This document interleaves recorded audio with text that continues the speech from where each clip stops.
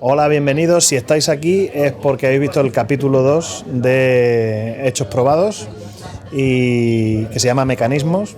En él se desarrollan, bueno, como habéis visto ya, no hace falta explicarlo mucho, todas aquellas instituciones o pasos que hay que dar en esa batalla por defenderse contra Hacienda y cuál es la conclusión, el tiempo que se consume, etcétera, cuál es la conclusión o la incidencia de eso en el ciudadano a nivel, y yo en la película me meto incluso en ese aspecto que me parece que queda siempre fuera del discurso mediático, que es en el aspecto psicológico del asunto, ¿no? Soportar eso.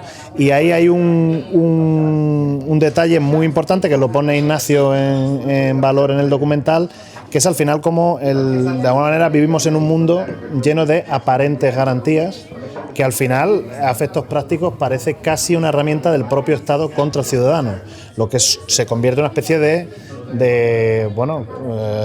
darle la vuelta a la tortilla y de juego de palabras también, porque incluso, y es una cosa que no se dice en el documental y a mí me interesa, porque desde el punto de vista de la comunicación y todo eso me interesa las cosas que hace la administración con el lenguaje, es una cosa muy de Hannah Arendt, ¿no? Porque llama tribunales económicos tribunales a algo que no lo es, porque un tribunal solamente es aquello, ¿no?, en lo que un juez tiene jurisdicción, que no es el caso, ¿no? En el ámbito tributario se produce una singularidad que no se produce en otros ámbitos administrativos, como puede ser el urbanístico, que es que entre la administración que liquida un tributo y el Tribunal de Justicia que va a controlar esa actividad recaudatoria, se interponen unos órganos muy específicos, que se llaman los tribunales económico-administrativos, que no son tribunales de justicia, que son órganos de la administración del Estado o de la comunidad autónoma o de la administración local, que está formado por funcionarios de esa administración, pero no son independientes en el sentido de independencia que se predica de un órgano jurisdiccional. Son parte de alguna forma. Son designados directamente por la cabeza de la administración que tienen que controlar. De tal manera que si no les gustan, no les renuevan y vienen otros. Se introducen un órgano intermedio que retrasa mucho la respuesta final. Ya se habló en su día del Tribunal Económico Administrativo, de si era o no de recibo suprimirlo. Mi opinión personal, del tirón. No, del en tirón. Mi opinión, lo que O tenía por lo que menos suprimirse que sea, es la obligatoriedad de acudir a o esa por lo ley. menos que no sea obligatorio. Ahí está, Bien. ahí está. Pero claro, dicen, el 45% de las reclamaciones en el TEAR resulta que se estiman. Sí, pero son la mayoría de ellas errores matemáticos, pero los conceptos fundamentales... Voy a ser más malvado que tú. No, lo que se anula en gran medida son, fíjate, actos administrativos de las comunidades autónomas y de los ayuntamientos. Correcto. Es decir, lo que no le afecta al Ministerio de Hacienda, a la agencia tributaria, ¿verdad? Lo cual efectivamente es incluso un acto, en mi opinión, de deslealtad institucional. Es decir, yo miro con mucho cuidado y anulo mucho lo que viene de otras administraciones, lo que viene de la mía no lo miro con tanto cuidado y casi que lo doy por bueno. Pero eso obedece a un problema de división de poderes que no quiero entrar en él porque es del tercer bloque.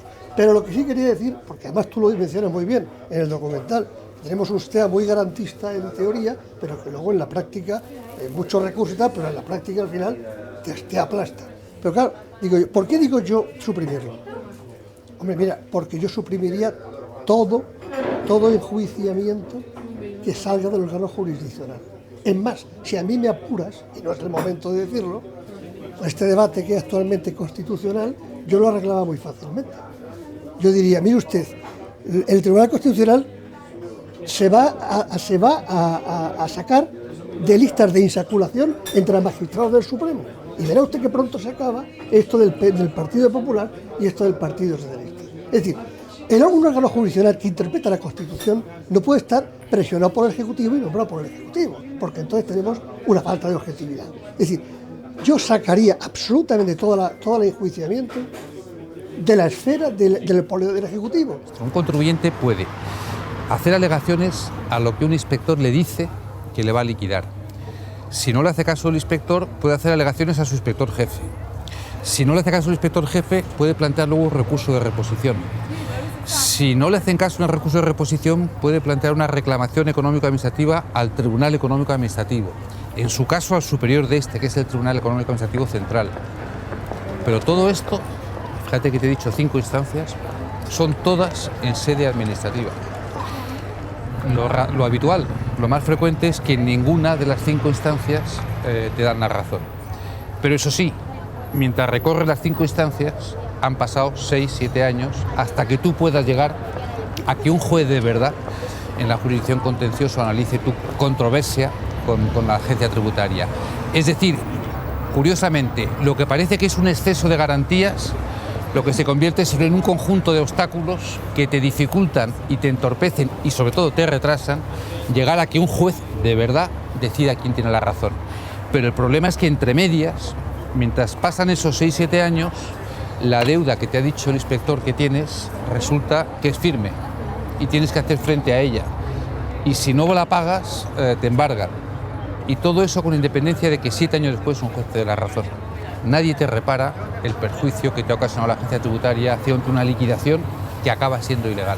Y en el anterior capítulo, además, si nos importa, empezamos con Iván, porque él había, de hecho, apuntado el tema de la inseguridad jurídica, que es, al fin y al cabo, en lo que se traduce todo esto, ¿no? En una inseguridad jurídica, ¿qué efectos tiene? Incluso, ¿cómo lo percibes tú? ¿Cómo perciben tus clientes esto? Que además tú trabajas con clientes extranjeros, incluso. Sí. ¿Cómo perciben esa inseguridad jurídica española, ¿no? Sí, la verdad es que es un tema que es muy importante y del cual yo creo que a veces no somos conscientes, ¿no? O el Estado no es consciente, incluso, o sea, ya como país, ¿no? Pero la sensación de estar continuamente, ya no cambiando las normas, que también, sino cambiando la interpretación de las normas. Yo, obviamente, en la parte que a mí me toca, o sea, que, bueno, la que yo viví personalmente, pero yo pongo un ejemplo muy claro que lo he hablado un montón de veces.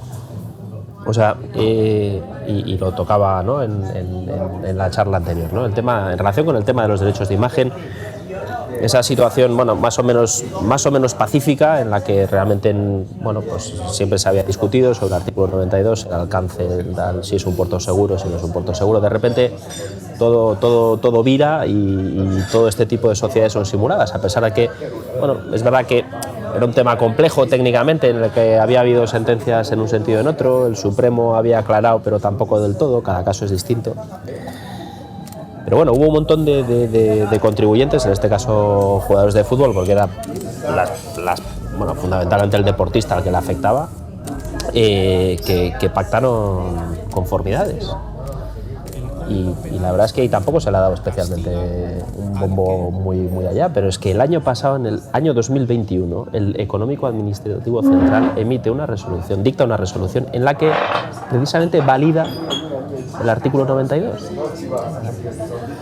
Y en el 2022 salen 3 sentencias de la Audiencia Nacional confirmando el criterio, validando la imputación. Sí, el artículo 92 en todos sus términos, en base un poco a la interpretación que el Supremo hizo en la sentencia de marzo del 2012, que fue un poco sobre la que nosotros pivotamos nuestra argumentación.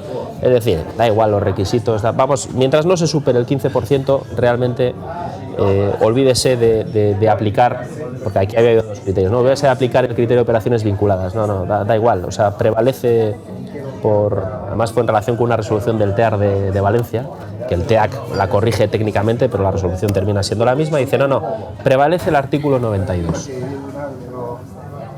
Entonces, todos aquellos que pactaron esas conformidades en vía penal reconocían haber cometido un delito. ¿Qué pasa con eso? Es grave. Yo sí que tengo la sensación de que la vía penal se ha utilizado un poco con cierta alegría, entre comillas, y sí se ha demostrado eficaz para recaudar.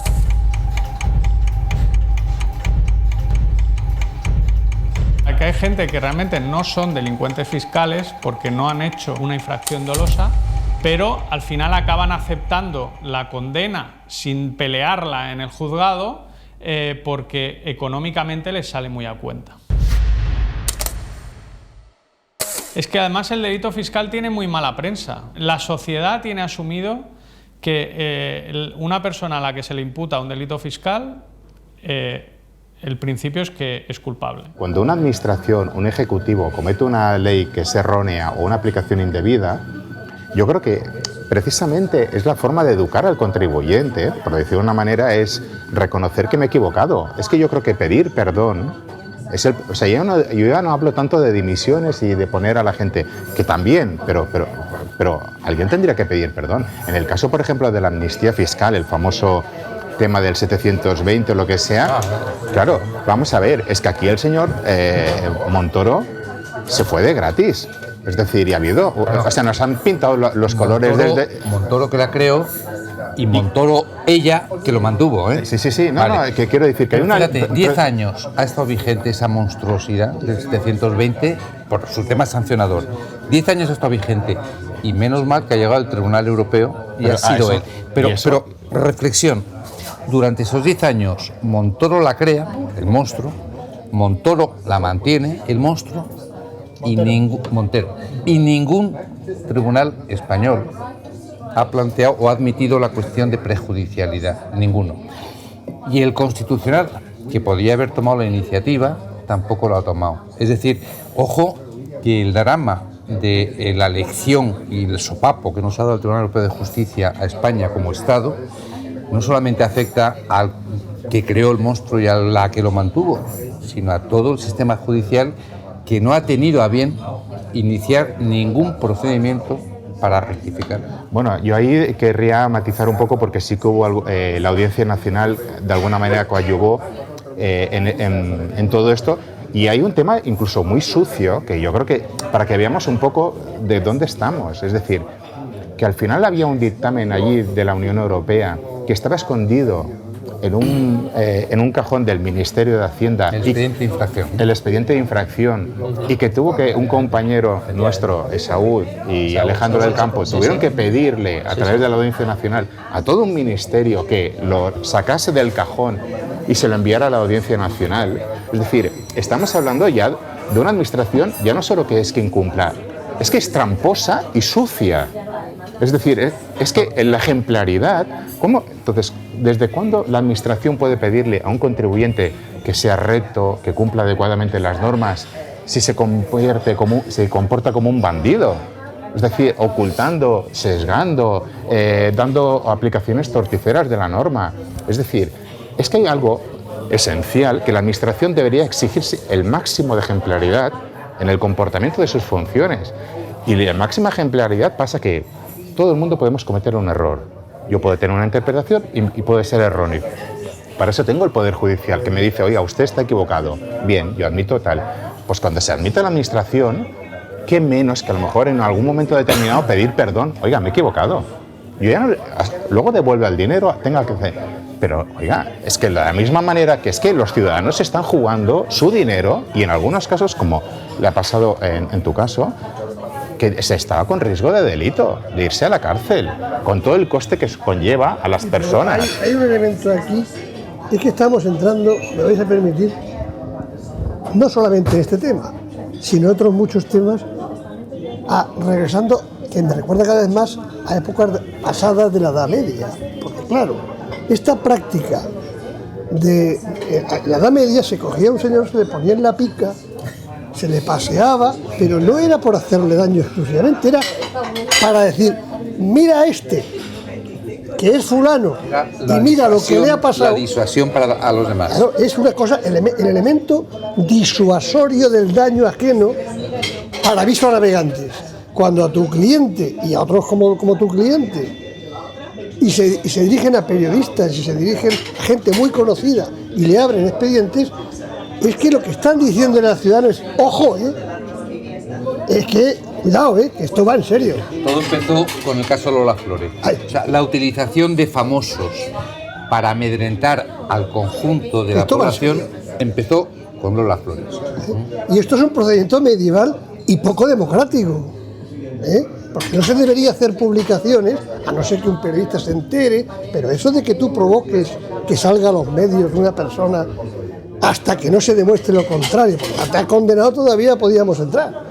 Por eso digo que hay, decía yo, te rebatí que es un poco una maldad del sistema. Está todo pensado para acogotar al ciudadano y que al final el ciudadano comprenda que no es nadie. Hay un hecho que a mí me llama mucho la atención como letrado, incluso como he tratado con muchos políticos por mi profesión, porque es asesor de... Me da cuenta de una cosa que es muy grave, y es todas las medidas contrarias a las libertades y a los derechos de los ciudadanos que pone, por ejemplo, el Partido Popular, por poner un ejemplo, y que el otro le está criticando, cuando llega no las quita, las aprovecha. O sea, todos los retrocesos de libertad que un partido en su ejercicio realiza, el siguiente que los ha criticado no los quita porque le benefician. A ver, vamos a ser históricamente justos. Eso ha pasado en este país en el tránsito de Zapatero a Mariano Rajoy. Es verdad, el gobierno de Mariano Rajoy no rectificó ninguna de las tropelías del gobierno Zapatero. No ocurrió así en la etapa anterior. Muchas de las tropelías del gobierno socialista de Felipe González, el gobierno de Aznar las rectificó. Hemos hablado antes de la Ley de Derechos y Garantías. Tiene razón, en la etapa más reciente, no estoy de acuerdo contigo en la etapa más remota. Bien, podemos corregirlo, que en parte ha sido así, es verdad, y de hecho además coincide, pero claro, coincide, y esto es otra reflexión, en un momento donde hay una cierta prosperidad económica que se inicia precisamente con ese gobierno, las cosas como son, tendrán los defectos que tengan, pero eso es la realidad. Entonces, claro, el problema es que esto va a ir a peor, porque no existe una contestación suficiente, y sobre todo porque, como todos sabemos, los medios de comunicación, es decir, la prensa, es ya propaganda. Aquí no se dice nada, que no hay elemento crítico, donde están no solamente los profesores de universidad, los intelectuales en general, donde están saliendo la palestra a decir lo que está sucediendo, porque está sucediendo esto. El ciudadano está retrocediendo en su ¿Por qué no se revela la sociedad? Eso es. Porque la gente, claro, pero es un tema de... Nosotros, mira, yo me acuerdo perfectamente pero no, de he perdido lo que has dicho. No, que es ¿por qué no se revela la sociedad? Me acuerdo de una conversación que tuve con un compañero de Barcelona con un asunto, estábamos en pleno procedimiento y él me decía, Iván, ¿por qué no conformas? ¿Por qué no conformáis? Porque hay un tema aquí, el tema de la presión para conformar, en este caso cuando metían en el saco también al abogado o al asesor, ¿no? Claro, dice, bueno, te ponen encima de la mesa, oye, mira, si tu cliente conforma, a ti te retiro la acusación, con lo cual, obviamente, bueno, esto era público y notorio, o sea, en el caso de Cristiano Ronaldo, había estaba hasta el apuntador, había 3 o 4 asesores españoles, el abogado portugués, su representante, todos estaban, primero fueron investigados y estaban acusados. Cuando él pacta, obviamente, la acusación se retira. Claro, obviamente puede ser tentador, ¿no? Oye, mira, vamos a pactar, es una pena de no cumplimiento. Desde el punto de vista económico, realmente no te va a cambiar la vida, porque tampoco te va a cambiar la vida, ¿no? Pero yo le decía a este compañero, y es un tema que siempre mantuvimos, digo, ostras, si yo reconozco, o sea, si yo hago esto, yo me retiro de la profesión. O sea, yo me cuelgo la toga y me dedico a otra cosa, porque sería... Es que eso es el común, digamos, y tú que has estado como ejerciendo como así, y ¿hasta qué punto...? Nosotros nos rebelamos, pero es que nosotros nos rebelamos contra todo lo que está haciendo todo el mundo. Tú me pareces un ejemplo, porque eso se dice muy pronto, eso de decir, oye, que tú también vas, como esto siga, que sepas que tú, porque además te lo dicen así, o tú lo sabes así, y que eso tiende a uno a ser más displicente y tal. ¿Hasta qué punto los abogados en general, no vamos a decir abogados, los asesores en general, no se están viendo un poco también coaccionados? Bueno, yo creo que ahí cada vez hay una presión mayor. Yo, de hecho, ahora en un expediente de inspección que he cerrado hace unos meses y tal, era un tema de residencia fiscal de mi cliente, que discutíamos si residía en Andorra o residía en Cataluña, bueno, en España. El caso es que la inspectora, teníamos una discusión sobre que decía, me tiene que aportar la información de de lo que tiene en Andorra. Y yo le dije, oiga, no, esta es una información de Andorra, o sea, quiero decir, mientras no se demuestre que este señor es de aquí, o sea, yo no tengo por qué, porque yo estoy tributando obligación real. Y dices, ya que usted se pone chulo, me ha sancionado y tengo el pleito en el TEA por resistencia a obstrucción. Pues eso me pasó a mí en Barcelona también. Pues a lo mejor es la misma sujeta. Pues, no sé, pero es la misma. Puede ser, con un tema de residencia fiscal que ganamos en el TEAC. Bueno, o sea, ni siquiera que ganamos en el TEAC, que le ha costado, como digo, de las arcas públicas le han costado en intereses más de 4 millones de euros. O sea, imagínate el importe de la cuota. Pero yo a lo que voy es a que el tema de lo que comentabas tú, Ignacio, el tema de la movilización. Cuando yo estaba en el procedimiento y hablé con... Siempre lo he dicho, el tema es que el colectivo, vamos a ver, el colectivo si todos nos armáramos, todo el colectivo de profesionales, incluidos los grandes despachos, seguramente, o sea, el nivel de presión que se puede realizar es importante y el nivel de capacidad técnica jurídica también.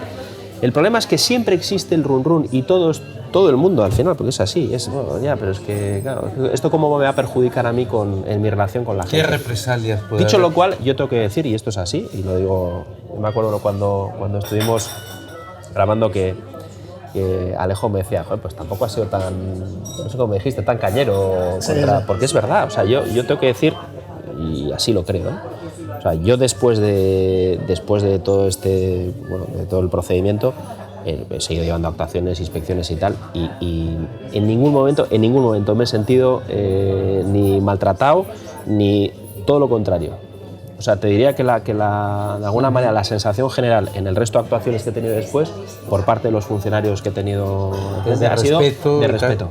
De respeto y también he de decir, y eso también lo dije, o sea, yo si tengo que hablar de mi experiencia en todos mis años de profesión, yo realmente me he encontrado con dos casos de atropello. Uno fue el de Xavi y otro de Barcelona que te digo. Bueno, es que nosotros en Barcelona tenemos una larga experiencia de personajes ahí un poco curiosos que tienen una especial visceralidad con los contribuyentes. Yo no quiero dar nombres porque... ¿Tú viviste la etapa de Hugueta ayer, no?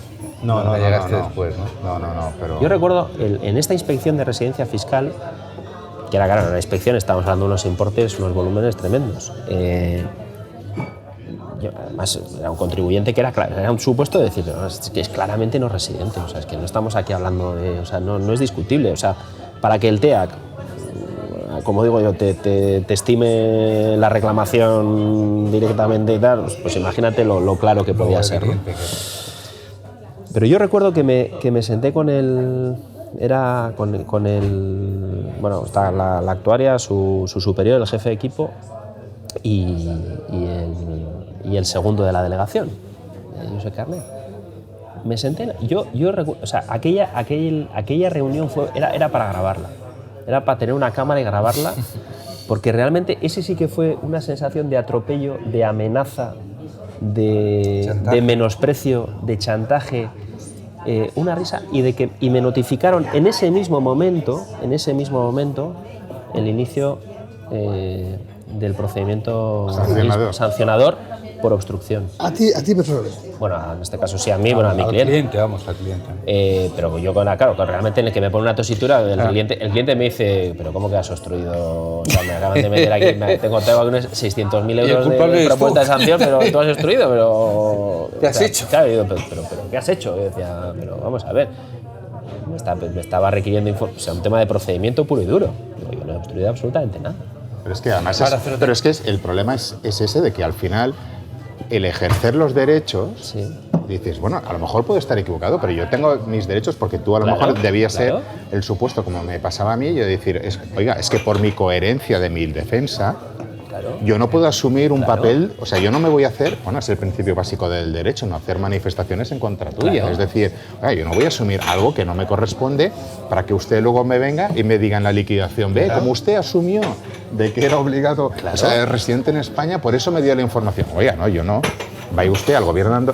Entonces, para ejercer los derechos, perdona, Ignacio, para ejercer los derechos, llega un momento que tienes que hacerte fuerte. Sí, sí. Yo creo que también mucho en la guerra de guerrillas, y además este es un país que ha triunfado en la guerra de guerrillas, sí. O sea, vamos a... Entonces, yo creo que al final hay que saber dar la batalla y lo tenemos que hacer a título individual. Yo ahora me quito el gorro de asesor y tal, y yo a título de contribuyente, en Cataluña nos han impuesto hace 3 años un impuesto, perdonad la grosería, yo le llamo el impuesto de la mierda porque es el impuesto del CO2, de los vehículos. Nos lo han puesto a los contribuyentes. A mí, o sea, aparte de pagar el impuesto de circulación, matriculación, el IBI y toda la SUMSU, aparte por circular el coche, 89 euros. Por 89 euros cualquier persona normal dice, yo es igual, pago y callo y adiós, muy buena. Cago en sus muertos, pero... Y ya está. Oiga, pues no, pues por mis santas narices he hecho 2 cosas y lo digo públicamente porque no me importa. Primero, no he pagado. Oiga, si usted quiere cobrar, va a venir a cobrarlo a mi casa y ya embargará la cuenta, trabajará el funcionario de turno porque yo no le voy a regalar el dinero. Eso para empezar. Segundo, se lo estoy impugnando. De hecho, ahora ya estoy en el TSJ de Cataluña. Si lo va a cobrar, le va a costar. Y además creo que tengo algunos argumentos, porque encima tienen el santo recochineo de cobrarme un impuesto el año de la pandemia, en el cual teóricamente el hecho imponible es la circulación. Oiga, pues si ustedes me prohibieron, la misma administración me prohíbe circular, encima es recochineo lo suyo, ¿no? Es decir, pues no lo pago. O sea, no lo pago y encima se lo recurro. Si esto lo haces así, la requerrías, oiga, claro, pero es que fíjate, pues hay que hacerlo. Eso es muy interesante. Porque si nos damos cuenta, en todo la proclama esta naturalista y del medio ambiente siempre acaba en un tema fiscal.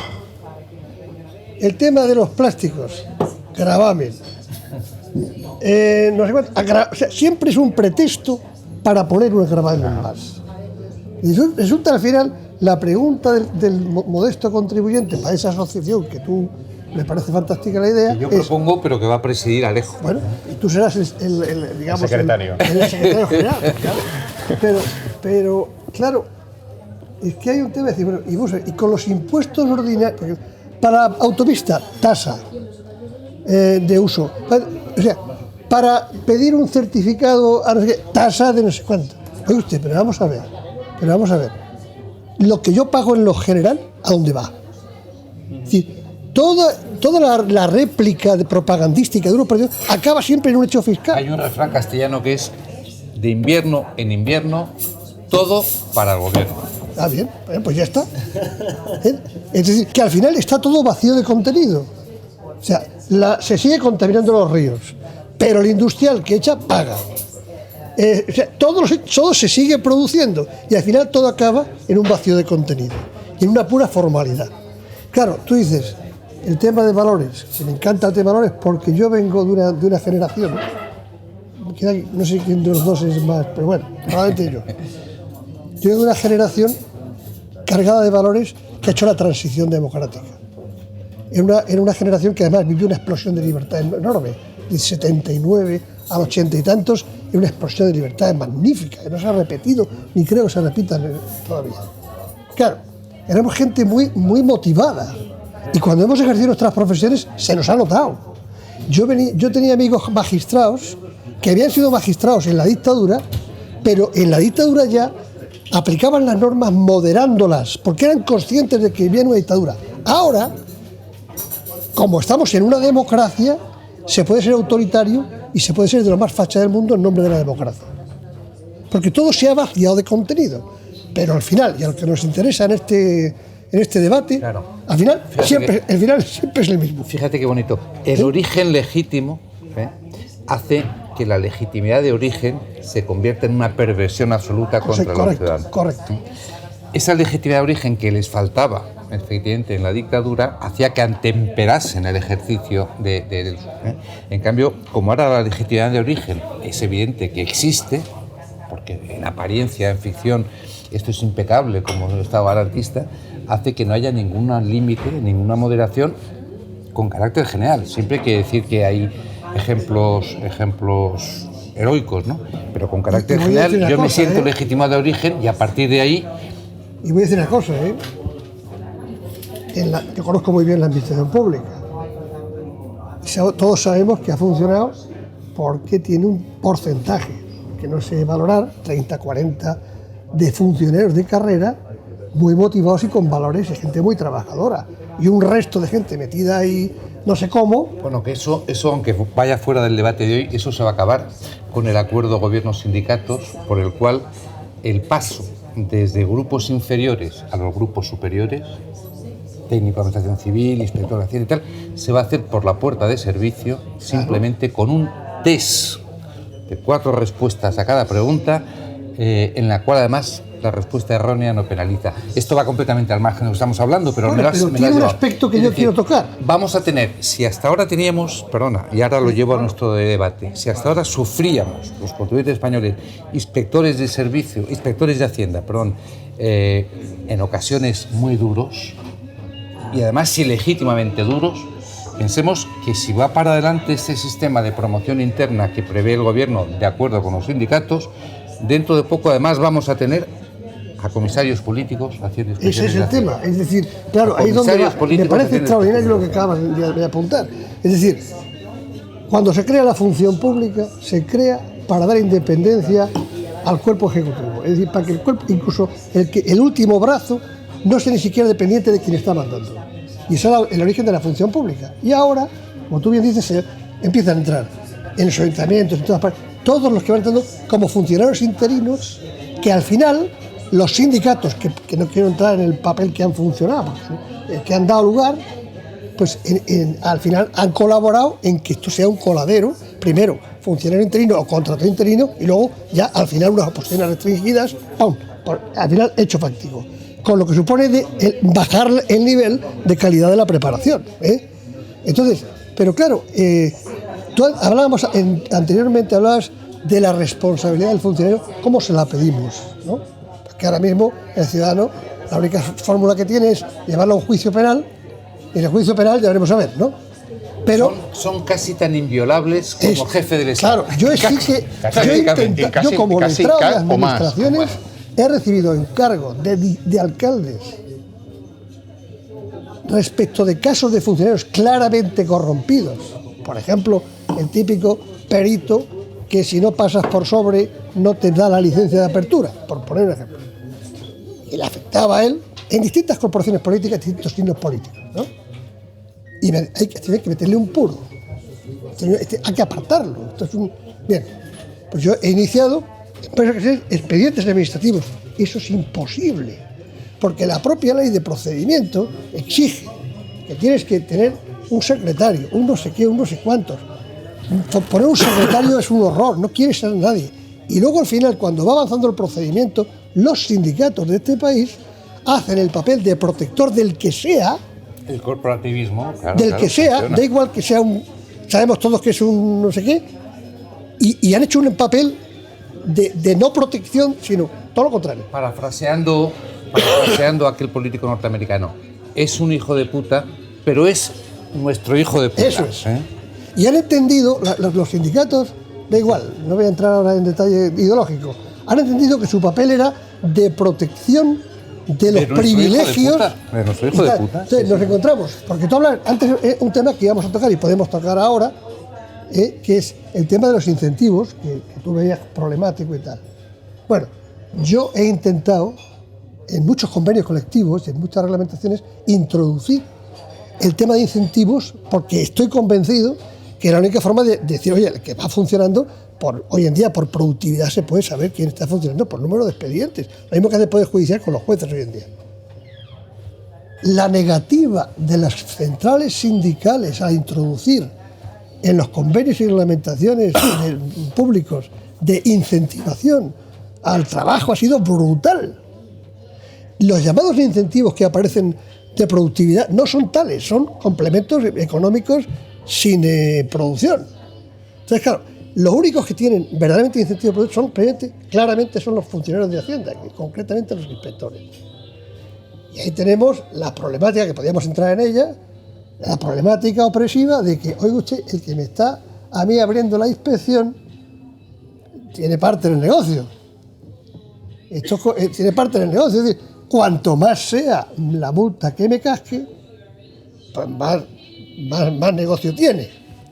Claro, eso rompe el principio de objetividad, porque, bueno, incluso yo mismo, que me las doy de bueno, no sé hasta qué punto tendría la suficiente objetividad para llevarlo a efecto, sobre todo cuando llega el fin de año y tengo que pagar la letra del coche. Entonces, tú has tratado ese tema en tu época de dirección. ¿Podrías tratar tú? Es un tema, el sistema de incentivo, el sistema de la productividad, la retribución variable en la inspección de Hacienda es ahora mismo perversa. No tengo que decir, claro, es perversa. Datos objetivos, por mucho que la información que le hayan mandado al juez que se lo ha pedido es absolutamente engorrosa para que no lo entienda ni el juez ni prácticamente casi nadie. Ni la propia inspección. Se puede afirmar con absoluta rotundidad que a más deuda liquidada, más percibe el inspector. A más deuda liquidada por sus actas de inspección o sus propuestas de acuerdos de liquidación, más percibe el inspector que lo ha propuesto. Es así, con un algoritmo tremendamente complicado, porque se quiere efectivamente evitar que sea comprensible con facilidad, ¿no? Pero la segunda parte, eso ya es malo. Pero la segunda parte es que eso ocurre así con independencia de que el acuerdo de liquidación que ha propuesto el inspector, que se lleva el incentivo, sea legal o sea ilegal. Entonces la perversión es doble. Y existiendo esas dos perversiones, yo no digo que pase, pero objetivamente puede pasar que alguien haga conscientemente acuerdos de liquidación ilegales o propuestas de inicio de procedimientos penales infundados, simplemente para aumentar su incentivación económica. Yo no digo que ocurra, digo que siendo ciertas las dos primeras cosas, objetivamente es posible. Y eso, en 2022, la sociedad española, el Ministerio de Hacienda y la Administración Tributaria no debería permitirlo. Resolverlo no es fácil, en absoluto. En absoluto. Yo he confesado, y lo vuelvo a decir, que yo estuve 2 años al frente de la agencia tributaria y no fui capaz de resolverlo. Pero hombre, nuestra agencia tributaria tiene mucha capacidad, ¿verdad? Tiene mucha capacidad, ha demostrado una capacidad enorme. Pues no podemos admitir que porque sea muy difícil resolverlo, no se ponga a ello. Y por tanto, que se ponga a ello porque el sistema es absolutamente perverso. Es que hay una cosa que a mí siempre me llama la atención en los criterios por los que se aplica esta productividad, y que incluso está en la ley, ¿no?, que es la eficacia, y que viene a colación también del corporativismo que tú mencionas, porque para mí corporativismo, quizá en el mundo de la piruleta, yo soy un inocente ciudadano, pero corporativismo en un sentido moralmente aceptable en el caso de un funcionario sería con el ciudadano, porque el funcionario está para servir al ciudadano, es quien paga su sueldo, y ese sería el corporativismo que podríamos esperar los ciudadanos, ¿no? Entonces, para empezar, ya hay una perversión de arranque, ¿no? Y luego el tema de la eficiencia o la eficacia, que, claro, yo entiendo como eficiencia desde un cargo público el hecho de que haga bien su trabajo, que en este caso no es recaudar más, desde mi punto de vista, sino recaudar ajustándose a derecho. Es que ese es un matiz muy importante. Es que es un matiz importantísimo, ¿no? Y entonces ahí ya tenemos dos matices. Es que más que un matiz, es más que un matiz. Es que yo creo que la idea al final es cuando hablamos de normas, leyes, actuación de las personas y todo eso, es que el punto de vista inicial siempre es acomodarnos a lo correcto, a la ley, es decir, al derecho. Entonces, el comportamiento de cualquier servidor público, de la misma manera que un ciudadano, es ajustarse a la ley. Lo que no puede ser es construir un sistema que primero piense que los funcionarios son seres angelicales. ¿Por qué? Porque son seres humanos, y yo soy corruptible, y tengo mis defectos, y tengo mis vicios, y tengo mi... Entonces, el sistema se tiene que construir que si yo entro dentro de la función pública, sea lo suficientemente fuerte el sistema para evitar que yo, en ejercicio de mi libertad personal, cometa una tropelía. Entonces, lo que no puede ser es que el sistema, como si dijéramos, cree sesgos o incentivos en la persona, en el comportamiento, que yo que sé, un inspector, un agente, alguien de la administración, da igual, tengo un incentivo de, mira, si me decanto para este lado, yo me beneficio. Si voy para este lado, es decir, por ejemplo, un acta de conformidad o tal, pues no tengo ningún tipo de incentivo. Hombre, lo que toca es hacerlo lo correcto, no que te premien por ir a un caso concreto. Para ir a un lado. Los que provocaron la acusación de delito fiscal a Xavi Alonso recibieron aquel año, aplicando los algoritmos complicados que aplica para que nadie conozcamos, recibieron efectivamente un efecto positivo en su retribución variable. Así de claro, lo digo, lo afirmo y lo reitero.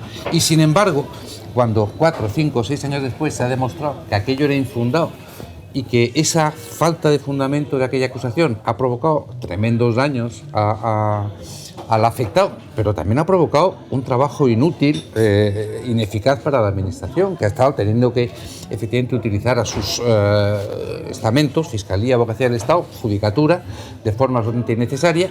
Cuando eso se demuestra 6 años después, aquel incentivo que recibió la inspectora o las inspectoras que iniciaron el procedimiento se ha consolidado.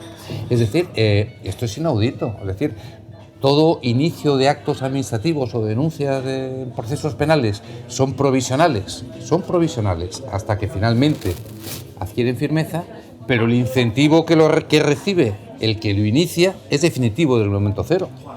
Esta contradicción, insisto, acabo ya, esta contradicción es diabólica y puede, yo no digo que lo provoque, pero puede provocar una utilización indebida de las potestades que tienen los funcionarios que reciben ese incentivo económico desde el primer momento definitivo e inamovible. Dicho lo cual, yo lo he dicho un montón de veces, y yo tengo amigos inspectores y conozco... Todos. De la foral. No, y la estatal. Si te vale, Sí, obviamente he conocido porque realmente lo que tú decías, ¿no? Ni ellos saben muy bien cómo se liquida el incentivo, pero vamos, yo siempre he dicho una cosa y va un poco a una colación de lo que has comentado tú, de que el inspector debía estar con el ciudadano.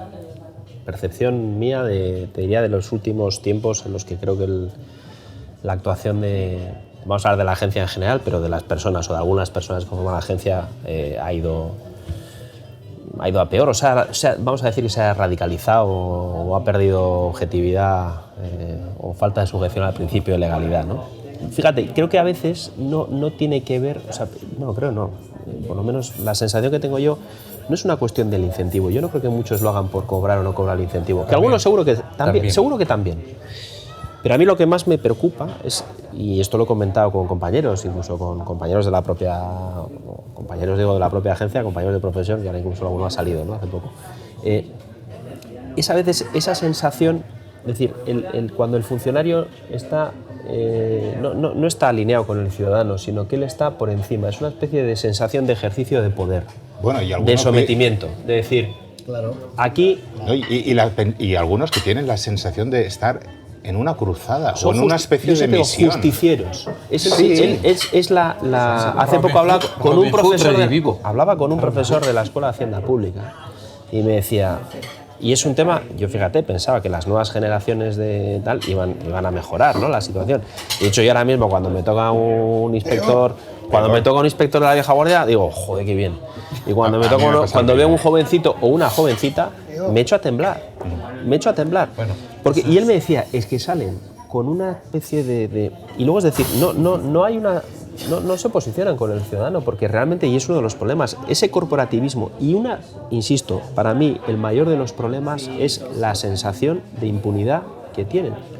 Ellos tienen una sensación de que no les va a pasar absolutamente nada. Yo recuerdo, a raíz de un asunto que los estimamos, que hablé con él, me acuerdo de un inspector que me dijo, si quieres jugar a la ruleta rusa, tú mismo, a la ruleta rusa de la justicia. Y me acuerdo cuando nos estimaron el asunto, le llamé y le dije... No, le dije, mira, la ruleta rusa, le digo, la rusa. Le dije,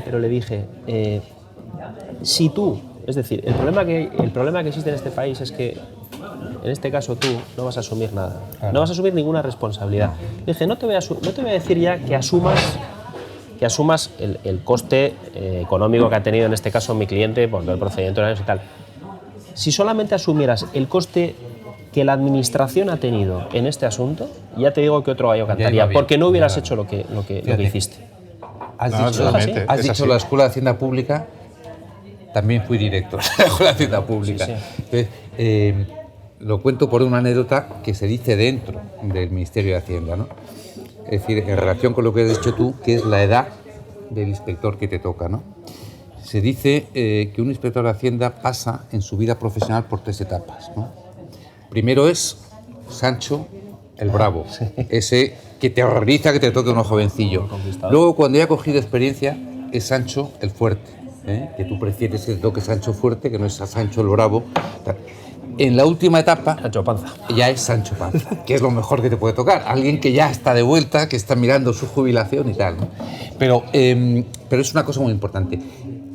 Aparte de la formación técnica que se recibe, que es magnífica durante esos 14, 15 meses que se está en la Escuela de Hacienda Pública, el problema es la formación ideológica. Es decir, la formación ahí. Yo tengo que decir que es que nuestros compañeros se sienten un poco en el bosque de Sherwood. Es decir, creen efectivamente que están cumpliendo una función social impagable. Es decir, están quitando el dinero a los ricos, que además algunos son delincuentes, pero en todo caso ricos, para que efectivamente luego el benefactor, que es el Estado, lo reparte entre los pobres. Esta concepción está muy extendida, probablemente más en los jóvenes que en los veteranos. Pero es que hace Pero poco, es corrosiva, porque cuando alguien cree, cuando alguien cree que está haciendo algo positivo socialmente y benéfico, para él no hay límites en la aplicación de sus funciones. Es que además hace un mes aproximadamente en las redes sociales una inspectora públicamente decía de que ellos eran, o sea, Robin Hood. Que sí. Entonces, abiertamente le tuve que contradecir y digo, oiga, no, mire, véase bien la película porque usted es el sheriff de Nottingham. O sea, porque no se equivoquen de personaje. Le gustará, pero no. Es al revés. Ustedes son los que van, arrasan, violan y hacen todo lo demás y le quitan. Y la gente, hay otros que son el Robin Hood que quitan y se lo devuelven al ciudadano, que es al que ustedes le han quitado. Claro, ese es el problema de que ellos no... Claro, esto es consecuencia, es decir, lo que estáis detectando es consecuencia de la pérdida de estatuto de ciudadanía de la sociedad. Sí. Es decir, pero es que eso no solamente es en la Hacienda, es también en los órganos administrativos, es en los partidos políticos, que son todos los... Yo podía suprimir en el Parlamento, dejarlo en 7 u 8 personas, porque son todo lo que diga, o sea, a mí me pasma, lo que sucede, diga, por ejemplo, para que no sea Pedro Sánchez, para que sea también Rajoy, voy a bajar los impuestos y luego los sube y automáticamente todo el aparato del partido replica lo que antes replicó lo contrario. Es decir, la falta de criterio, eso en gente además con cierta capacidad, lo que te está diciendo es que está incorporándose en la sociedad un concepto de vasallaje medieval. Totalmente. La incidencia de la pérdida del concepto de ciudadanía es algo más grave que el tema fiscal. Pero empieza por ahí.